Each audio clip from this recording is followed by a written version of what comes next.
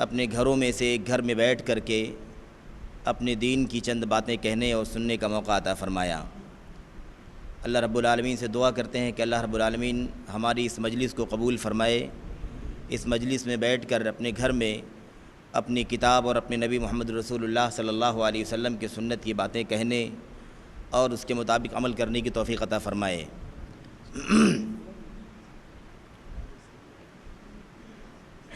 آپ حضرات اچھی طرح سے اس بات سے واقف ہیں کہ اللہ رب العالمین کے انعامات، اس کی نوازشات اور اس کی برکات بے حد و حساب ہیں، بے انتہا ہیں۔ اس کی نوازشات کا، اس کے احسانات کا اندازہ نہیں لگایا جا سکتا۔ اللہ رب العالمین نے فرمایا وَإِن تَعُدُّوا نِعْمَةَ اللَّهِ لَا تُحْصُوهَا، اگر تم اللہ کی نعمتوں کا شمار کرنا چاہو تو نہیں کر سکتے۔ اللہ رب العالمین کی نعمتیں بے شمار ہیں، اس کے احسانات انگنت ہیں، بے انتہا ہیں، جس کا شکریہ ہم ادا نہیں کر سکتے۔ اللہ سے توفیق مانگتے ہیں کہ اللہ تبارک و تعالی ہمیں اپنی نعمتوں کا شکریہ ادا کرنے کی توفیق عطا فرما۔ رب اعنی علی ذکرک و شکرک و حسن عبادتک، اے اللہ تو خود ہماری مدد فرما کہ ہم تیری اچھی طرح سے عبادت کر سکیں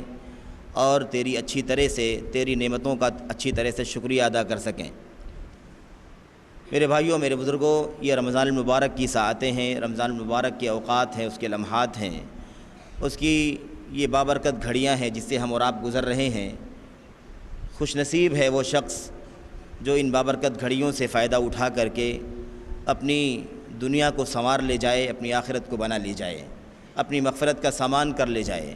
اور اپنے آپ کو جنت کا مستحق بنا لے جائے، اپنے آپ کو جہنم کی آگ سے آزاد کر لے جائے۔ سب سے بڑی کامیابی اللہ کی کتاب قرآن کریم کی روشنی میں، اللہ رب العالمین کی روشنی میں یہی ہے کہ انسان دنیا میں اپنے آپ کو سچے عقیدے، سچے ایمان اور اللہ کے نبی محمد رسول اللہ صلی اللہ علیہ وسلم کی سنت و سیرت پر عمل کر کے زندگی کے دنیا کے تمام تر گوشوں میں اللہ کے نبی صلی اللہ علیہ وسلم کی سنت کو اور آپ کی سیرت کو اپنی زندگیوں میں نافذ کر کے اس دنیا کے اندر بھی عزت یاب ہو جائے اور مرنے کے بعد بھی اللہ رب العالمین کی عظیم نعمتوں سے سرفراز ہو جائے۔ اللہ رب العالمین کا ارشاد ہے کل نفس ذائقۃ الموت وانما توفون اجورکم یوم القیامہ فمن زحزح عن النار وادخل الجنۃ فقد فاز وما الحیاۃ الدنیا الا متاع الغرور۔ اللہ رب العالمین نے فرمایا ہر نفس کو موت آنی ہے، ہر نفس کو موت کا مزہ چکھنا ہے، اور خاص طور سے اس آیت کریمہ کا جو محتویٰ ہے، یعنی موت کو یاد کرنا، موت کا مزہ چکھنا، موت کی حقیقت اور اس کی حقانیت کا جو پیغام اللہ رب العالمین نے دیا ہے اس آیت کریمہ کے اندر، اسے انسان کو ہمیشہ یاد رکھنا چاہیے، اور خاص طور سے جو اسے قیمتی لمحات میسر آتے ہیں، عبادات کے، اطاعات کے، نیکیوں کے اور قربات کے جو مواسم بندے کو ملتے ہیں، اس وقت بھی اس کی قدر کرتے ہوئے موت کو زیادہ یاد رکھنا چاہیے، تاکہ انسان کو اللہ مزید توفیق عطا فرمائے کہ وہ موت کی اہمیت کو سمجھے، اور موت اتنی حقیقی چیز ہے کہ وہ کبھی بھی کسی بھی گھڑی آ سکتی ہے، اس کا احساس کرتے ہوئے اپنی عبادت کو اچھی طرح سے انجام دینے کی کوشش کرے۔ تو اللہ رب العالمین نے فرمایا کہ ہر نفس کو موت کا مزہ چکھنا ہے، اور تم میں سے ہر شخص کو اس کے کیے کا بدلہ بھرپور دے دیا جائے گا۔ وَإِنَّمَا تُوَفَّوْنَ أُجُورَكُمْ يَوْمَ الْقِيَامَةِ، اور قیامت کے دن تمہیں اپنے اجر، اپنی مزدوری مکمل طور پر ادا کر دی جائے گی۔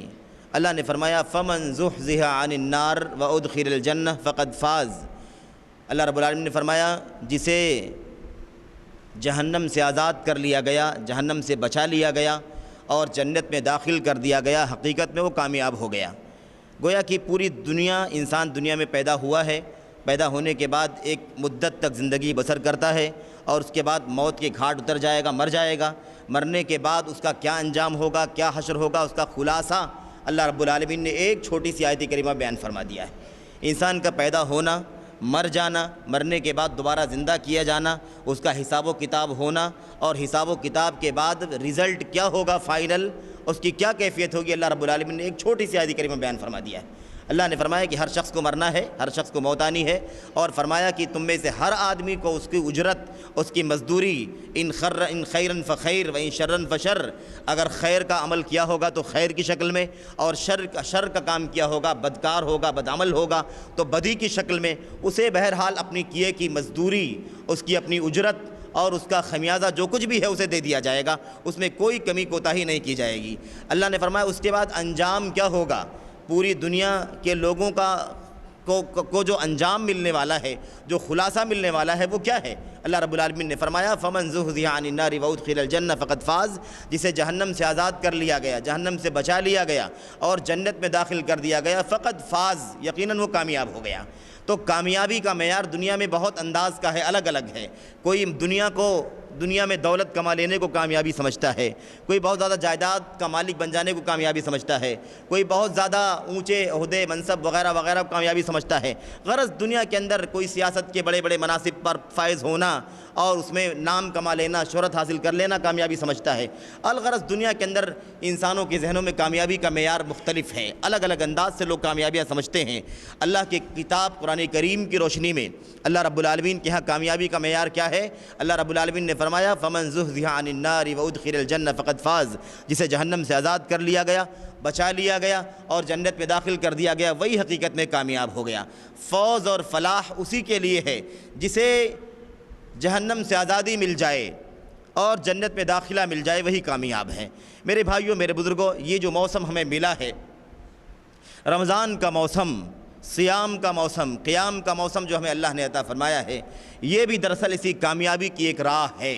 کامیابی کی ایک ڈگر ہے۔ ہمیں چاہیے کہ ہم کامیابی کے راستے پر چل کر کے اپنے آپ کو جہنم سے آزاد کر لیں اور جنت کا مستحق بنا لیں، اپنے دامن مراد کو نیک اعمال سے بھر لیں اور اپنے نام اعمال کو بدیوں سے، برائیوں سے خالی کر لیں۔ اللہ رب العالمین سے امید رکھیں کہ اللہ رب العالمین ہمیں جہنم سے آزاد کر کے جنت میں داخل فرما دے گا۔ اسی مقصد کے لیے یہ موسم بھی ہمیں ملا ہے، ورنہ انسان کی زندگی خیر کی زندگی ہے۔ اگر زندگی کے لمحات کو خیر میں استعمال کر لے، نیکیوں میں استعمال کر لے، بھلائیوں میں استعمال کر لے، اللہ کو راضی اور خوش کرنے کے کاموں میں استعمال کر لے، تو اس کے لیے ہر لمحہ خیر کا لمحہ ہے، ہر ساتھ خیر کی ساتھ ہے، ہر گھڑی نیکی کی گھڑی ہے۔ لیکن اس کے باوجود بھی یہ اللہ رب العالمین کی طرف سے ایک یہ موسم آتا ہے، وقت سے اللہ رب العالمین ہمیں یہ موقع فراہم کرتا ہے کہ ہم بہت ہی کم وقت میں اور معمولی محنت کر کے اپنے دامن مراد کو بہت زیادہ ڈھیر ساری نیکیوں سے بھر لیں اور اپنے آپ کو جنت کے راستے پر لگا لیں، جہنم سے آزاد کرنے کا سامان کر لیں۔ میرے بھائیوں، میرے بزرگوں، آئیے اس موقع کی مناسبت سے کوئی اور بات کہنا مناسب تو نہیں ہے، زیادہ مناسب یہی ہے کہ موسم رمضان کا ہے، موسم صیام و قیام کا ہے، موسم تلاوت قرآن کریم کا ہے، اس لیے اسی حوالے سے کچھ باتیں کر لی جائیں اور اپنے ایمان کو تازگی دے لیں۔ ہم سب مل کر کے اپنے ایمان کو، اپنے اعمال صالحہ کے جذبے کو اپڈیٹ کر لیں، اسے تازہ کر لیں، زندہ کر لیں، کیونکہ یہ موسم ہمیں اس بات کا پیغام دے رہا ہے کہ اگر اس سے فائدہ اٹھا کر کے ہم نے اپنے آپ کو جہنم سے آزاد نہیں کر لیا اور اپنے آپ کو جنت کا مستحق نہیں بنا لیا، تو پھر ہم سے زیادہ محروم ہونے والا کوئی نہیں ہوگا، ہم سے زیادہ بدقسمت کوئی نہیں ہوگا، ہم سے زیادہ بدنصیب کوئی نہیں ہوگا۔ آئیے اپنے آپ کو خوش نصیبوں میں شامل کرنے کے لیے بدنصیبی، حرمہ نصیبی سے محفوظ کر کے اپنے دامن مراد کو نیکیوں سے بھرنے کی کوشش کریں۔ آئیے میرے بھائیوں، میرے بزرگوں، رمضان المبارک کا جو مہینہ ہے، اس میں بہت ساری عبادتیں ہیں، لیکن خصوصیت کے ساتھ اللہ رب العالمین نے اس مہینے کو صوم کے ساتھ جوڑا ہے، صیام کے ساتھ جوڑا ہے۔ روزہ اس مہینے کی بنیادی عبادت ہے، سب سے زیادہ اہم اور قیمتی جو طاعت ہے، جو قربت ہے، جو بندگی ہے اس مہینے کے اندر، وہ یہی صیام ہے، روزہ جس کو ہم کہتے ہیں، صوم جس کو اللہ رب العالمین نے کہا ہے، صیام جس کو اللہ رب العالمین نے اور اللہ کے نبی نے کہا ہے۔ میرے بھائیوں، میرے بزرگوں،